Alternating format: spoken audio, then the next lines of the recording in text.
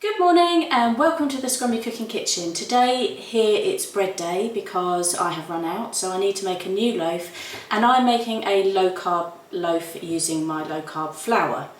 Now I found when I first started eating low carb food that trying to find a recipe for bread was really difficult, because every time I used things like almond flour, it just came out a little bit like cake, and it didn't have a really good texture. It didn't have that sort of tear that bread has.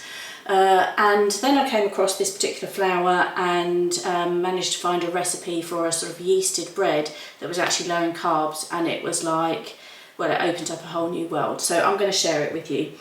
Okay, so the first thing I want to do is put some salt in the bottom of my bowl. Now, the reason I'm putting salt in the bottom of my bowl is because I don't want it at this point to come into contact with the yeast. Salt will kill yeast, sugar will feed yeast, and salt will kill it. So if I put it in at the end, it would just have a disaster in terms of the amount of rise that you get from the bread. So it goes on the bottom, and I'm going to completely cover it with the flour.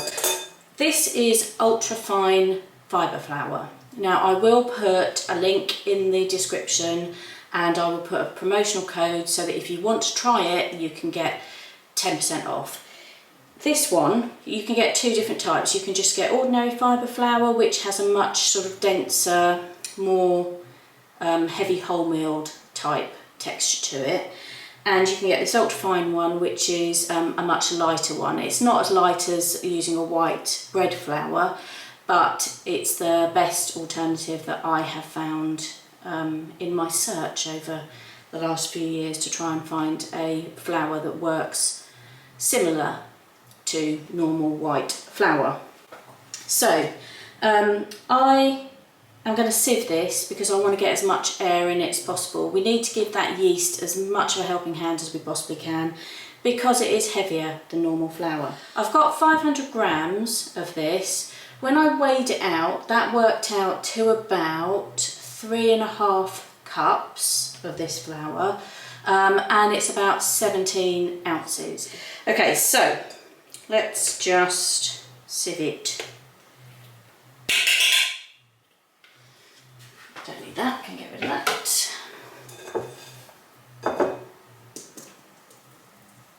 You don't have to sieve it,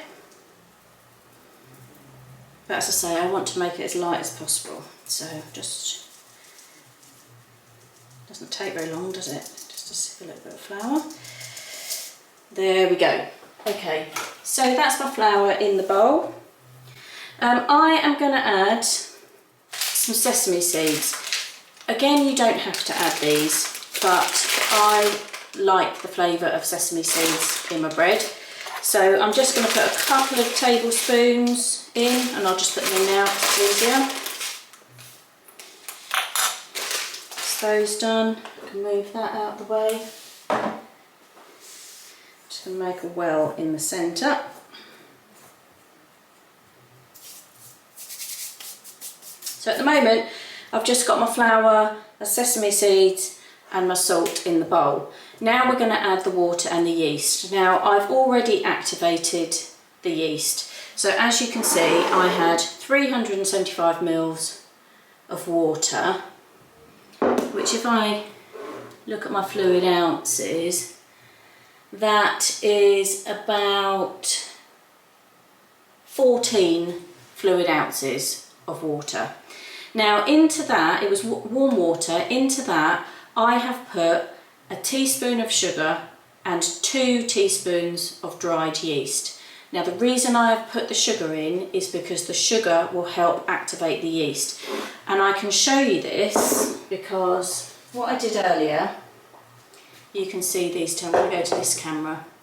Okay, in these bowls I put the same amount of water. I put the same amount of yeast in each bowl, and in this one I put sugar, and in this one I didn't. And look at the difference in the activation of the yeast. Can you see that? Let's hold that up. So that's without sugar, not done an awful lot. That's with sugar. It's nice and fluffy and puffed up, and it started to work. If you don't eat sugar, don't worry about the fact that you've put sugar in your yeast, because all it's going to do is feed the yeast. It's not going to end up in the finished bread, because that yeast will eat the whole lot. Now I am going to put some melted butter in here, but again, this is optional. I literally do it for flavour, and I've just got a tablespoon of melted butter. Don't need it, but I like it. And then I'm going to add my water. So it's 375 mils or 14 fluid ounces, my 2 teaspoons of yeast and my teaspoon of sugar. Okay, so let's move all of this out of the way. This was just to show you, so I don't actually need these. I mean, you don't have to put the sugar in with the yeast. Eventually that will start working, but you might need to leave your bread to rise for 3 or 4 hours to get the same result as putting a teaspoon of sugar in. So I think it's a no-brainer myself. Okay, so let's start to mix this. It's going to be messy. You do need more water with this flour because it has a very, very high fibre content. But the fibre will just absorb that extra water. We don't want it to be too dry,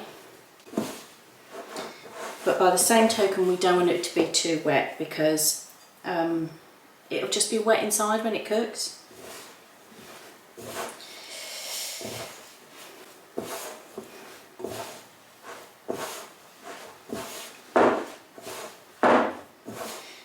I actually wonder whether I need just a drop more water in there. So I'm just going to take this. It's got some yeast in it, but it's got water at the bottom. I'm just going to add a couple of tablespoons, just because it feels a little bit dry to me. When you work with this flour enough, you get used to the texture. That's good. So let's get all the bits off from around the sides.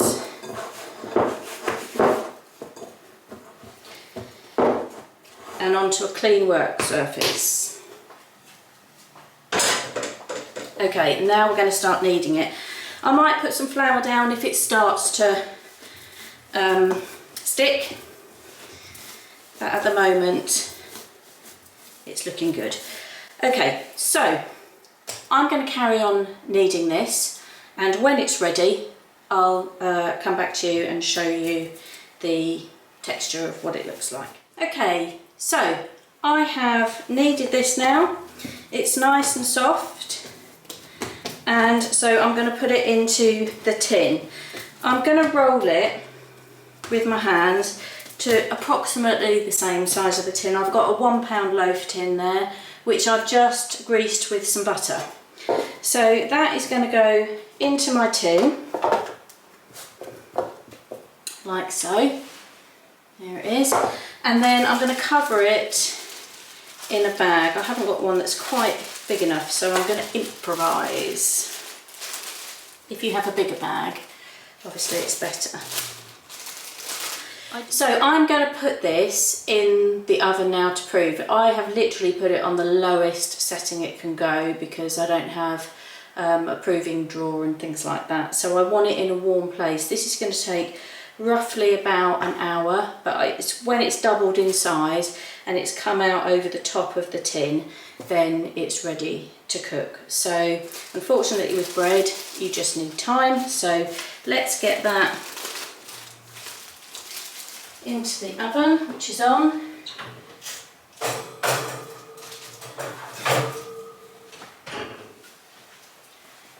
And I'll see you when it's done.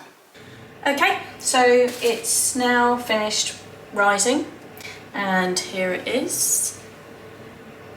It's looking quite impressive, I think. You'll find. So I am now, here it is, look. Gonna pop it in the oven. I've got it on a very hot oven, and I'm gonna test it after about 20 minutes and see how it is, and then I'll take it out and let it cool down and show you the final result. Okay.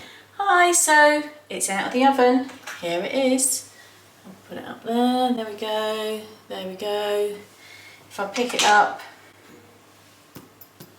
and give it a good tap, it's sounding nice and hollow. You could probably do with cooling down a little bit, but I'm going to cut it anyway so you can see what it looks inside, like inside.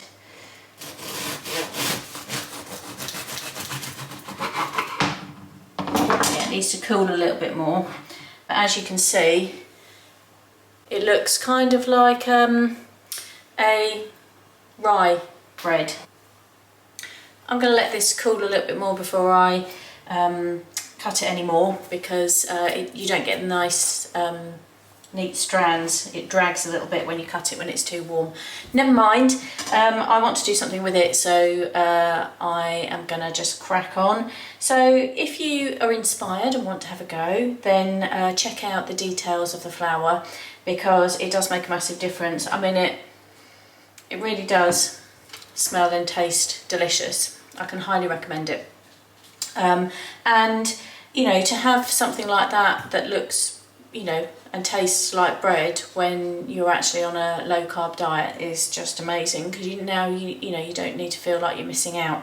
And you can use that dough to make pizza bases, you can use it to make rolls, you can use it to you know, make baguettes or bagels, whatever. So it, you know, it's quite versatile. Anyway, if you've liked this video, please hit the like button, please subscribe to my channel and hit the notification bell if you want to know when there are new videos coming out, and hopefully I will see you soon. Okay, take care, bye.